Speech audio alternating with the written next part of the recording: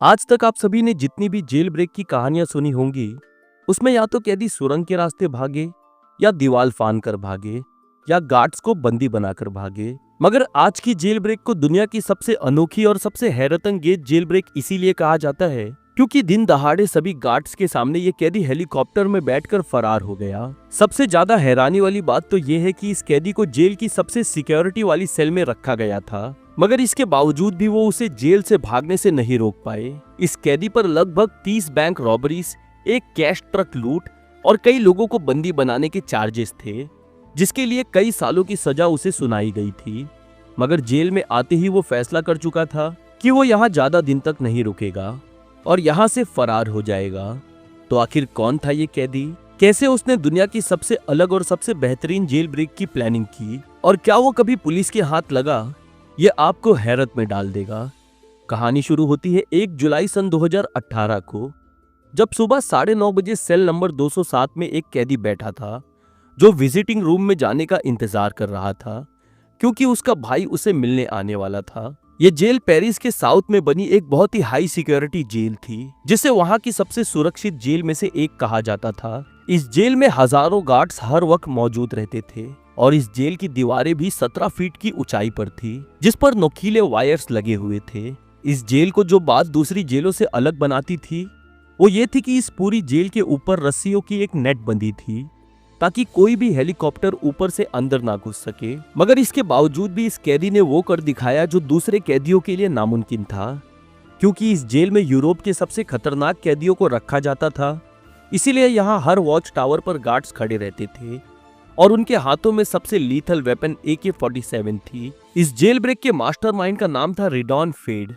जो पहले भी 2 बार पुलिस की पकड़ से भाग चुका था और उसी की वजह से एक पुलिस ऑफिसर को अपनी जान भी गंवानी पड़ी थी। ये कैदी इतना शातिर और चालाक था कि इस जेल ब्रेक से 5 साल पहले सन 2013 में उसने एक जेल ब्रेक को अंजाम दिया था, जिसमें उसने बॉम्ब का इस्तेमाल करके अपने सेल को ही उड़ा दिया था और फिर वहां से भाग निकला था। बहरहाल 2 गार्ड सुबह 9:30 बजे उसके सेल में घुसते हैं ताकि वो उसे विजिटिंग रूम में ले जा सके, मगर तभी गार्ड्स को लगता है कि उसके पास कुछ रखा है और जब वो उसकी तलाशी लेते हैं तो उसके पास से च्युइंग गम निकलता है। क्योंकि रिडॉन सभी गार्ड से बहुत ही हंसी मजाक करता था, इसीलिए सभी गार्ड्स उससे बहुत ही पसंद करते थे और ये दोनों गार्ड्स भी उसे लेकर विजिटिंग रूम की तरफ बढ़ जाते हैं। उधर इस जेल से 30 किलोमीटर दूर 65 साल का स्टीफन, जो कि एक फ्लाइट इंस्ट्रक्टर था, वो अपने स्टूडेंट को ट्रेनिंग देने की तैयारी कर रहा था कि तभी उसके पास 2 स्टूडेंट्स पहुंचते हैं जिनके नाम फेडरिक और जुलेन थे। ये दोनों स्टूडेंट्स आपस में बाप बेटे थे और वो दोनों स्टीफन से कहते हैं कि वो हेलीकॉप्टर में बैठकर बस ये देखेंगे कि हेलीकॉप्टर कैसे चलता है,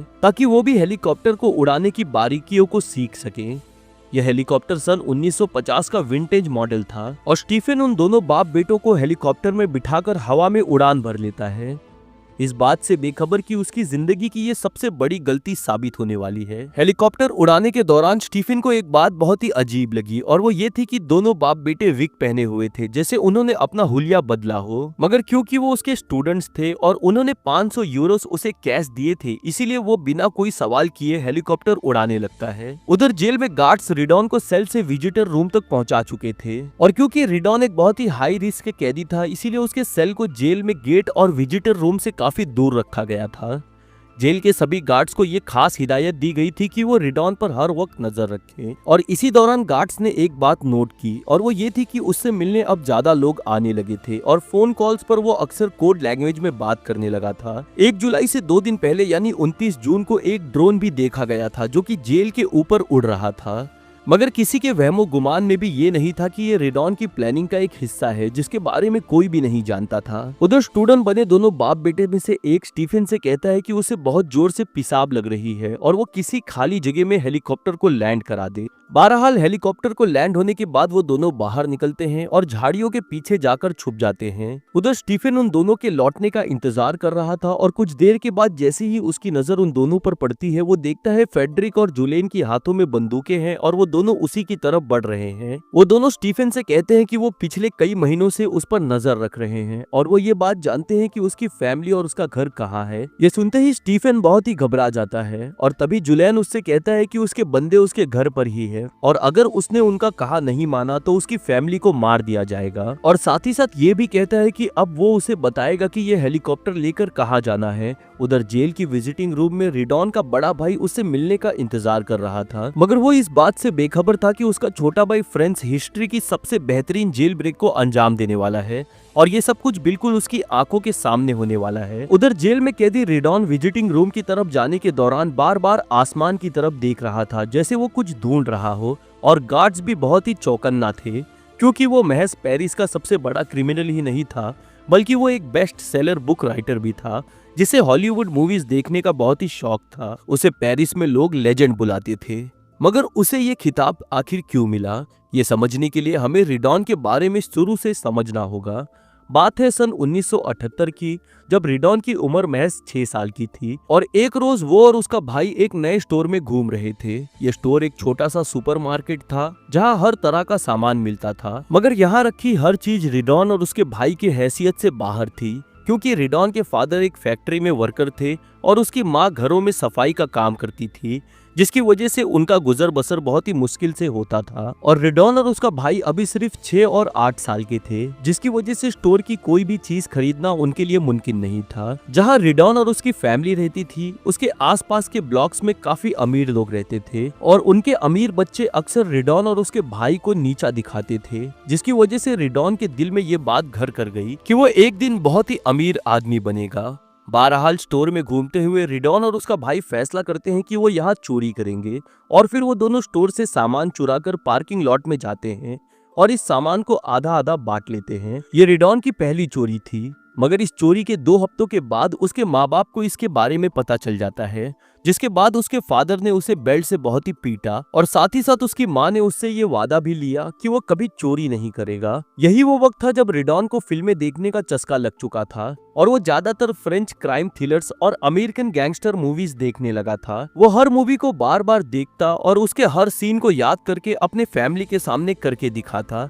जिससे उसके घर वाले बहुत ही खुश होते और उन्हें लगने लगता है कि उनका बेटा एक अच्छा एक्टर बन सकता है। जहां रिडॉन के घर वालों को लग रहा था कि पहली चोरी के बाद उसने फिर कभी दोबारा चोरी नहीं की, वहीं अपनी टीन में आते आते चोरियां उसकी जिंदगी का एक हिस्सा बन चुकी थी। अब वो अपने दोस्तों के साथ मिलकर TV, VCR, music system, radios चुराने लगा, जिसे बेचकर वो लोग अपने लिए अच्छे जूते और कपड़े खरीदते और साथ ही साथ अब वो सभी थिएटर्स में जाकर बार बार हर मूवीज को देखने लगा। 18 साल का होते होते रिडॉन अपनी जिंदगी में पहली बार बैंक रॉबरी को अंजाम दे देता है, जिसमें बैंक में घुसने के बाद वो एक एम्प्लॉय के सर पर बंदूक लगाता है और फ्रेंच क्राइम फिल्म का डायलॉग दोहराते हुए कहता है कि जैसे मैं कहता हूँ बिल्कुल वैसे ही करो, क्योंकि मेरी तुमसे कोई दुश्मनी नहीं है और मुझे सिर्फ पैसे चाहिए। रिडॉन ने उस एम्प्लॉय से ये भी कहा कि उसे अपने बच्चों के बारे में सोचना चाहिए और चुपचाप सारे पैसे निकालकर उसे दे दे, जिसके बाद वो सारे पैसे निकालकर उसे दे देती है और रिडॉन इस लूट को अंजाम देने के बाद अपने स्कूल चला जाता है ताकि किसी को उस पर कोई शक ना हो, क्योंकि रिडॉन की माँ को ल्यूकेमिया नाम की बीमारी हो गई थी, जिसकी वजह से उसका बाप उसकी माँ और बाकी भाइयों को छोड़कर अल्जीरिया चला गया था और अब उसे रोकने वाला कोई नहीं था, जिसकी वजह से वो दिन ब दिन जुर्म की दुनिया की तरफ तेजी से बढ़ रहा था। अब उसकी अंजाम दी गई हर चोरी, हर क्राइम अमेरिकन क्राइम मूवीज से इंस्पायर्ड होती थी और हद तो तब हो गई जब एक चोरी के दौरान रिडॉन और उसके साथियों ने बैंक डायरेक्टर और उसकी फैमिली को बंदी बना लिया। इस दौरान वो सभी अपने चेहरों पर रबर मास्क लगाए हुए थे और ये मास्क फेमस पॉलिटिशियन के चेहरों के थे, जैसे 1991 में आई मूवी पॉइंट ब्रेक में दिखाया गया था। रिडॉन जाने से पहले इस मूवी का एक फेमस डायलॉग भी बोलता है, जिसमें वो सभी से कहता है कि thank you ladies and gentleman, और वो वोट करना ना भूलें। इस लूट के 2 साल के बाद रिडॉन और उसके साथी एक जगह ब्लैक सूट में पहुंचते हैं जहां वो लूट को अंजाम देने वाले थे और इस बार वो 1992 में आई रिजर्वायर डॉग्स नाम की मूवी से इंस्पायर्ड होकर इस चोरी को अंजाम देने वाले थे। हालांकि इस बार पुलिस वक्त पर पहुंच गई और उन सभी को वहां से भागना पड़ा और यहाँ भी ये लोग बिल्कुल वैसे ही भागे जैसे मूवी में दिखाया गया था। इसी दौरान रिडॉन 1995 में एक मूवी देखता है जिसका नाम था हीट, जिसमें कैश से भरे ट्रक को लूटते हुए दिखाया गया था। और इस मूवी ने रिडॉन पर इतना गहरा असर किया कि वो इसे बार बार देखने लगा और आखिरकार वो फैसला करता है कि वो कैश ट्रक को लूटेगा। बहरहाल अब वो लोग बैंक से आने जाने वाले कैश ट्रक पर नजर रखने लगे और 3 जुलाई 1997 की रात उन्हें अपना शिकार मिल जाता है। इस रात रिडॉन अपनी कार में बैठे इस ट्रक का पीछा कर रहा था कि तभी ये ट्रक एक सुनसान इलाके से होकर गुजरने लगता है और तभी रिडॉन अपनी कार ले जाकर इस ट्रक से टकरा देता है, क्योंकि इस ट्रक में पहले से ही 3 आर्म्ड गन मैन थे और इससे पहले वो लोग कुछ समझ पाते 2 कार्स और आ जाती हैं जो ट्रक को आगे और पीछे से घेर लेती है। इन सभी कार में से 5 आदमी बाहर निकलते हैं जिनके मुंह पर मास्क थे और हाथों में AK-47 थी और ये बिल्कुल वैसा ही सीन था जैसा मूवी में दिखाया गया था। बाहर निकलते ही वो सभी ट्रक को चारों तरफ से घेर लेते हैं और आर्म्ड मैन और ट्रक से कहते हैं कि वो बाहर आकर जमीन पर लेट जाएं। इसी दौरान एक शख्स उस ट्रक पर बॉम्ब लगा देता है और फिर रिडॉन और उसके साथी कैश से भरे ट्रक को खाली करना शुरू कर देते हैं, क्योंकि इस ट्रक में कैश इतना ज्यादा था कि उन्हें इसे बाहर निकालने में काफी वक्त लग गया और महज कुछ ही देर में पुलिस वहां पहुंच गई, जिसके बाद वहां गोलियां चलने लगी और एक गोली रिडॉन के कंधे में जाकर लग गई। हालांकि रिडॉन वहां से भागने में कामयाब तो हो गया, मगर खून बहने की वजह से उसका कुछ खून वहीं जमीन पर गिर गया, जिसका मतलब था कि पुलिस के पास अब उसका DNA था, जिसकी तहकीकात करके वो उस तक पहुंच सकती थी और अगर वो पकड़ा जाता तो उसे कम से कम 15 सालों की सजा होती। उधर स्टीफन उन 2 हाईजैकर्स के साथ दोबारा इस हेलीकॉप्टर को लैंड कराता है, जहां 2 और लोग पीछे से उनका इंतजार कर रहे थे। हेलीकॉप्टर लैंड होते ही दोनों में से एक शख्स एक बड़ा सा काला बैग हेलीकॉप्टर के अंदर रख देता है और साथ ही साथ खुद भी उस हेलीकॉप्टर के अंदर बैठ जाता है। तभी उसका दूसरा साथी वहां से वापस लौट जाता है। इसी दौरान जूलियन लगातार स्टीफन के सर पर बंदूक ताने हुए था और वो उसे फिर से दोबारा हेलीकॉप्टर उड़ाने के लिए कहते हैं, मगर इस बार स्टीफन जैसे ही हेलीकॉप्टर का स्विच ऑन करता है वो स्टार्ट नहीं होता। ये देख हेनरिक, जूलियन और तीसरा शख्स को लगने लगता है कि स्टीफन उनके साथ चालाकी कर रहा है और जानबूझकर हेलीकॉप्टर स्टार्ट नहीं कर रहा है और फिर वो उसे मारते पीटते हुए कहते हैं कि अगर उसने उनका कहा नहीं माना तो उसकी फैमिली को मार दिया जाएगा। बहरहाल स्टीफन किसी तरह उन्हें समझाने में कामयाब हो जाता है कि हेलीकॉप्टर में सचमुच में कोई खराबी हो गई है और उसे बाहर निकलकर वायरिंग चेक करनी पड़ेगी। आखिरकार वायरिंग सही करने के बाद इंजन दोबारा स्टार्ट हो जाता है और वो सभी दोबारा उड़ान भरने के लिए तैयार थे। इस तीसरे शख्स ने जो काला बैग हेलीकॉप्टर के अंदर रखा था उसके अंदर tear gas, grenade, mask, AK-47 और एंगल काटने वाली एक कटर मशीन भी रखी हुई थी और वो ये सारा सामान उस हेलीकॉप्टर से लेकर पेरिस की उस जेल की तरफ निकल जाते हैं, जहां रिडॉन विजिटिंग रूम में बैठा अपने भाई से बात कर रहा था।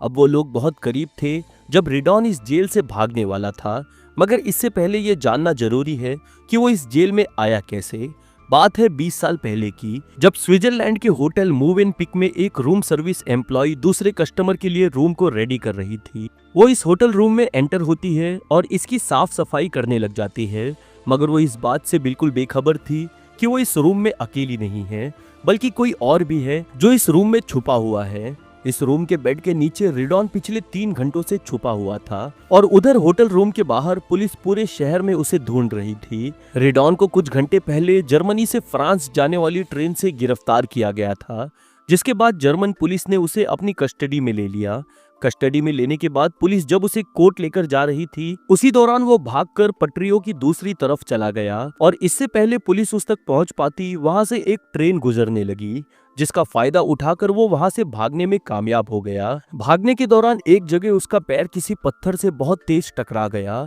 जिसकी वजह से अब वो लंगड़ाकर भाग रहा था, मगर किसी तरह वो मूवेनपिक होटल में बैक एंट्रेंस से घुसने में कामयाब हो जाता है और वहां चुपचाप छुप जाता है, क्योंकि उस होटल के रूम्स में क्लीनिंग का काम चल रहा था, जिसकी वजह से कई रूम्स के दरवाजे खुले हुए थे और इसी का फायदा उठाकर वो एक रूम के बेड के नीचे छुप जाता है। मगर अब जैसे जैसे वक्त गुजरता जा रहा था, उसे ये फिक्र सता रही थी कि अब उसे जल्द से जल्द यहाँ से निकलना होगा। वो फैसला करता है कि वो फ्रांस के शहर स्ट्रासबर्ग में अपने कांटेक्ट को कॉल करेगा, मगर ना तो उसके पास फोन था और ना ही पे फोन इस्तेमाल करने के लिए कॉइन्स। और तब वो छुपकर होटल के रिसेप्शन पर पहुंच जाता है और वहां एक नोट देकर बदले में कॉइन्स देने के लिए कहता है। रिसेप्शनिस्ट उसे फौरन नोट के बदले कॉइन्स दे देती है, मगर यहाँ एक परेशानी थी जो रिडॉन के लिए मुसीबत बनी हुई थी। और वो ये थी कि उसके दोनों हाथों में हथकड़ियां बंधे हुए थे, जिन्हें वो कोट के अंदर छुपाए हुए था। अब क्योंकि उसे कॉइन दोनों हाथ से उठाने थे, इसीलिए वो रिसेप्शन के पीछे लगे पोस्टर को पढ़ने का नाटक करने लगता है। और रिसेप्शनिस्ट जैसे ही पीछे मुड़कर उस पोस्टर को देखती है,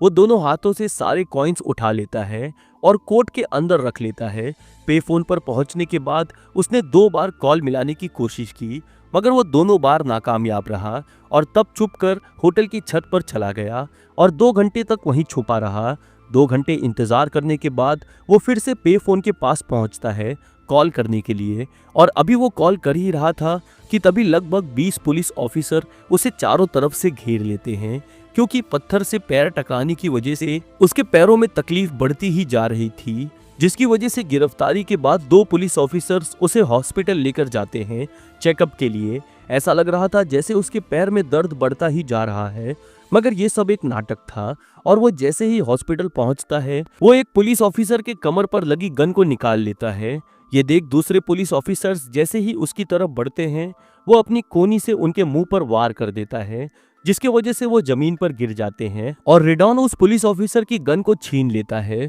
गन छीनने के बाद रिडॉन वहां से जितनी तेज हो सके उतनी तेज भाग निकलता है। और 24 घंटे में ये दूसरी बार था जब रिडॉन पुलिस की गिरफ्तारी से भागने में कामयाब हो गया था, मगर वो ज्यादा दिनों तक पुलिस से भाग नहीं पाया और पुलिस ने उसे गिरफ्तार कर कोर्ट के सामने पेश कर दिया। ट्रायल के दौरान कोर्ट उसे 18 सालों की सजा सुनाती है, जिसके बाद उसे पेरिस की साउथ में बनी जेल में भेज दिया जाता है, मगर उसके अच्छे बर्ताव की वजह से उसे 9 सालों में ही पेरोल पर रिहा कर दिया गया। बहरहाल अब आता है वो दिन जिस दिन रिडॉन इस जेल से भागने वाला था, और सुबह 11:20 पर जेल के गार्ड को कुछ अजीब सी आवाज आने लगती है। ये आवाज जेल कंपार्टमेंट के बाहर बने ग्राउंड की तरफ से आ रही थी। ऐसा लग रहा था जैसे कोई लीव बॉलिंग मशीन चल रही हो। गार्ड इस बात से कंफ्यूज हो गए थे कि आखिर ये आवाज किस चीज की है, क्योंकि संडे होने की वजह से जेल में कोई काम नहीं हो रहा था और ना ही माली गार्डन की सफाई कर रहे थे। मगर तभी वो ऊपर आसमान की तरफ देखते हैं, जहां एक हेलीकॉप्टर जेल के ऊपर मंडरा रहा था। ये देख गार्ड वॉच टावर के ऊपर खड़े सभी गार्ड को वॉकी टॉकी से एक मैसेज भेजते हैं, अनसील, जिसका मतलब था कि वो अपनी स्पेशल गन्स को अनसील करके बॉक्स से निकाल ले। इस बॉक्स के अंदर HK-G36 असॉल्ट राइफल थी और गार्ड राइफल निकालकर हेलीकॉप्टर पर निशाना लगाते हैं, जिसके बाद हेलीकॉप्टर वहां से थोड़ी दूर चला जाता है, क्योंकि इस जेल के ऊपर नेट लगी हुई थी ताकि कोई भी बड़ा हेलीकॉप्टर अंदर ना घुस सके। मगर ये एक 50 साल पुराना विंटेज मॉडल हेलीकॉप्टर था, जो इतना छोटा था कि वो इस नेट के अंदर आसानी से घुस सकता था और उस एरिया में लैंड करता जहां कैदियों के आने जाने पर पाबंदी थी। उनके प्लान के मुताबिक एक रेगुलर लैंडिंग नहीं होने वाली थी, क्योंकि वो हेलीकॉप्टर को जमीन से थोड़ी ऊपर हवा में रखने वाले थे। और रिडॉन को भी जेल में ये बात पता चल गई थी कि गार्ड्स हेलीकॉप्टर पर बंदूक तान सकते हैं, मगर उड़ते हुए हेलीकॉप्टर पर गोली चलाना अलाउड नहीं था। जेल में रहते रिडॉन ने इस बात का पता लगवा लिया था कि स्टीफन उन चुनिंदा पायलट्स में से एक है जो इस काम को बखूबी अंजाम दे सकता है, और वो इस हेलीकॉप्टर को आसानी से जमीन से थोड़ी ऊपर हवा में रख सकता है। स्विट्जरलैंड में पुलिस की गिरफ्तारी से भागने के बाद उसने लगभग जेल में 9 साल गुजारे और पेरोल पर रिहा हो गया, जिसके बाद अक्टूबर सन 2010 में एक फ्रेंच टॉक शो में उसने अपना इंटरव्यू दिया। इस इंटरव्यू में एंकर ने उससे पूछा कि उसने अब तक कितने बैंक्स लूटे हैं, जिसके जवाब में वो कहता है कि उसने अब तक कई बैंक्स लूटे हैं और पुलिस और लोगों को ये गलतफहमी है कि उसने 30 बैंक्स लूटे हैं, जबकि ये सब महज एक अफवाह है। रिडॉन ने अपने क्राइम्स पर एक बुक भी लिखी थी, जिसमें उसने ये बताया था कि कैसे उसने मूवीज से इंस्पायर होकर चोरियां की, और वो टीवी शो पर ये इंटरव्यूज इसीलिए दे रहा था ताकि वो अपनी बुक को प्रमोट कर सके। उसने टीवी इंटरव्यूज में ये भी बताया कि एक मूवी से उसे ये पता चला कि कैश से भरे ट्रक को लूटना एक जैकपॉट साबित हो सकता है, मगर इस रास्ते पर चलने की वजह से उसे कई मुसीबतों का सामना करना पड़ा और अब वो ये सब कुछ छोड़कर एक अच्छा इंसान बन चुका है। रिडॉन ये सभी बातें अपनी इमेज को अच्छा करने के लिए कर रहा था, मगर कोई नहीं जानता था कि उसके दिमाग में क्या चल रहा है, और वो फिर से एक बार जेल जाने वाला है और पूरे यूरोप की सबसे अनोखी जेल ब्रेक को अंजाम देने वाला है। बहरहाल जेल से रिहा होने के बाद रिडॉन की शादी हो जाती है, जिसके बाद उसका भाई उसे एक ऑफिस में जॉब लगवा देता है और उसकी जिंदगी एक सही रास्ते पर चलने लगती है। क्योंकि वो जगह जगह अपनी बुक को प्रमोट कर रहा था। इसीलिए एक बार उसे एक फिल्म इवेंट से इनविटेशन आता है, जहां उसकी मुलाकात हिट मूवी के डायरेक्टर मिचेल से होती है। इस इवेंट में वो मिचेल को बताता है कि वो एक चोर रह चुका है जिसने कैश ट्रक, ज्वेलरी स्टोर और बैंक्स को लूटा है, और उसे ये सारी इंस्पिरेशन उसकी मूवी से ही मिली है। ये सुनते ही डायरेक्टर मिचेल मुस्कुराने लगता है और उससे कुछ समझ नहीं आता कि वो क्या जवाब दे, और वो घबरा कर वहां से चला जाता है।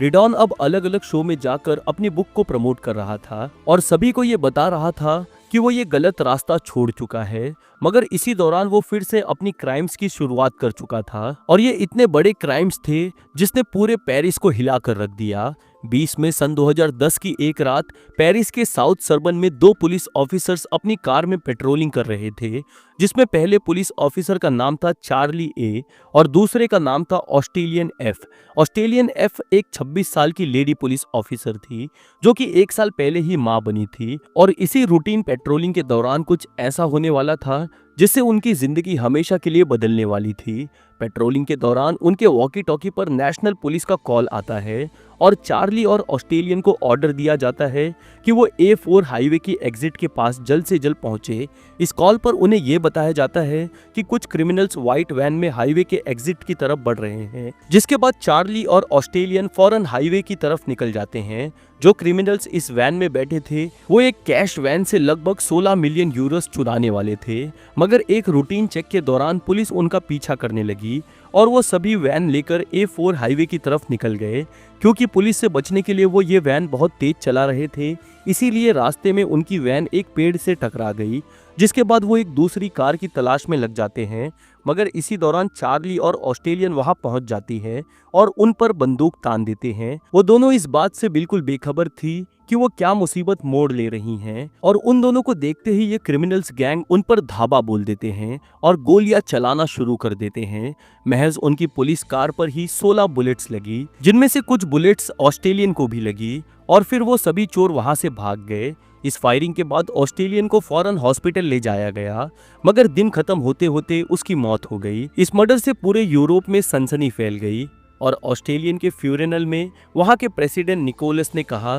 कि जिसने भी ये किया है वो उसे किसी भी कीमत पर नहीं छोड़ेंगे और उसे जरूर पकड़ेंगे। उधर रिडॉन टीवी पर लगातार अपने गैंगस्टर स्टोरी सबको सुना रहा था, जिसके बाद 1-2 डायरेक्टर्स ने उस पर डॉक्यूमेंट्री भी बनाई, मगर वो सभी इस बात से बेखबर थे कि पुलिस ऑफिसर ऑस्ट्रेलियन मर्डर में उसी का हाथ है, क्योंकि इस कैश वैन शूटआउट में बिल्कुल वही तरीका इस्तेमाल हुआ जो रिडॉन पहले भी इस्तेमाल कर चुका था, और यही वजह थी कि पुलिस का शक बार बार उसी पर जा रहा था। मगर क्योंकि उसके पास वहां मौजूद न होने के सबूत थे, इसीलिए पुलिस उसे गिरफ्तार नहीं कर पा रही थी। बहरहाल पुलिस अपनी छानबीन को जारी रखते हुए रिडॉन के खिलाफ सबूत ढूंढने लगती है, और तभी उनके हाथ वो सीसीटीवी फुटेज लग जाता है जो इस केस का सबसे अहम सबूत होने वाला था। इस सीसीटीवी फुटेज में उन्हें रिडॉन दिख जाता है जो उस दिन उस वैन में बैठा था जो कैश वैन को लूटने निकली थी। हालांकि जिस वक्त ये शूट आउट हुआ उस वक्त रिडॉन वहां मौजूद नहीं था, मगर पुलिस ने उसके खिलाफ इतने सबूत इकट्ठा कर लिए थे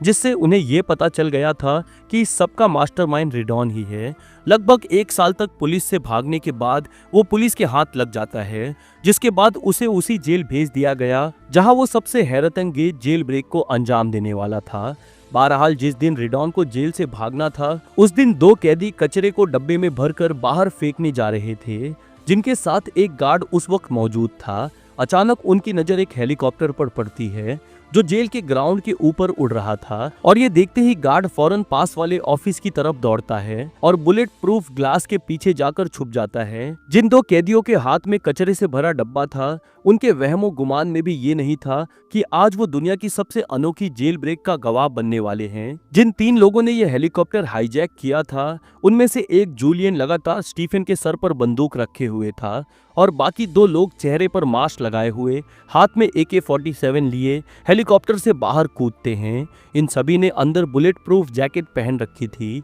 और वो सभी एक दरवाजे की तरफ भागने लगते हैं। जिस जगह पर उन्होंने अपना हेलीकॉप्टर को लैंड किया था वहां कैदियों का आना जाना मना था, और यही वजह थी कि इस एरिया के ऊपर हेलीकॉप्टर नेट नहीं लगा था, जिसकी वजह से हेलीकॉप्टर आसानी से अंदर आ गया। बहरहाल दरवाजे तक पहुंचने के बाद उन दोनों में से एक अपने बैग से स्टील कटर ब्लेड निकालता है और दरवाजे को काटना शुरू कर देता है, और वहीं उसका दूसरा साथी स्मोक बॉम्ब छोड़ देता है, जिसका धुआं हेलीकॉप्टर की ब्लेड की हवा से पूरी जेल में फैल जाता है और वहां अफरा तफरी मच जाती है। उधर कटर ब्लेड से दरवाजा काटने की आवाज पूरी जेल में आ रही थी और महज कुछ ही देर में ये ब्लेड दरवाजे के लॉक को काट चुका था। सबसे ज्यादा चौंकाने वाली बात तो ये थी कि उसने ये लॉक महज 40 सेकंड के अंदर ही काट दिया, जिसके बाद वो दोनों अंदर दाखिल हो जाते हैं। अंदर मौजूद गार्ड को इस बात का एहसास हो गया था कि यहाँ क्या हो रहा है, मगर वो कुछ भी नहीं कर सकते थे क्योंकि उस वक्त उनके पास हथियार नहीं थे,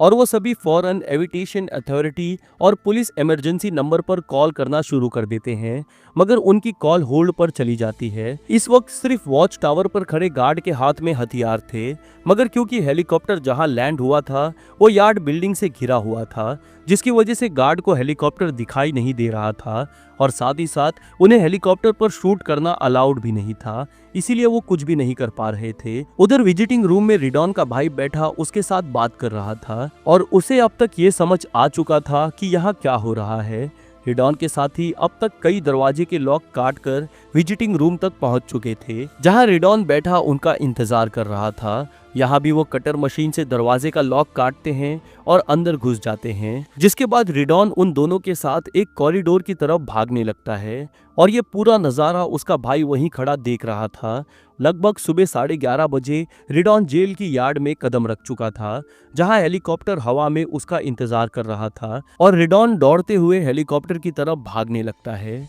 इसी दौरान उसकी नजर उन दोनों कैदियों पर पड़ती है जो कचरे के डब्बे हाथ में लिए थे और वो उसे सैल्यूट कर रहे थे, जिसके बाद रिडॉन हेलीकॉप्टर के अंदर जाकर बैठ जाता है। ये वो नज़ारा था जिसे सभी कैदी अपनी सेल की खिड़कियों से देख रहे थे, और जैसे ही हेलीकॉप्टर हवा में उड़ान भरता है जेल में मौजूद सभी कैदी तालियां बजाने लगते हैं। ये बिल्कुल किसी मूवी के सीन की तरह था और देखते ही देखते हेलीकॉप्टर हवा में गायब हो गया। इस जेल ब्रेक की खबर पूरे फ्रांस के हर न्यूज चैनल पर दिखाई जाने लगी, जिसमें यह बताया जा रहा था कि किसी कैदी ने हेलीकॉप्टर हाईजैक करवाया और फिर जेल से फरार हो गया, और साथ ही साथ वो फुटेज क्लिप भी दिखाई जा रही थी जिसमें हेलीकॉप्टर उड़ रहा था, क्योंकि रिडॉन अपनी बुक की वजह से पहले ही काफी मशहूर था और इस जेल ब्रेक ने उसकी शोहरत में 4 चांद और लगा दिए। जिसके बाद एक फ्रेंच एक्टर ने सोशल मीडिया पर रिडॉन की तारीफ की और उसने कहा कि पूरा फ्रांस उसके साथ है। इस जेल ब्रेक के बाद पुलिस ने उसे पूरे फ्रांस का सबसे मोस्ट वांटेड क्रिमिनल घोषित कर दिया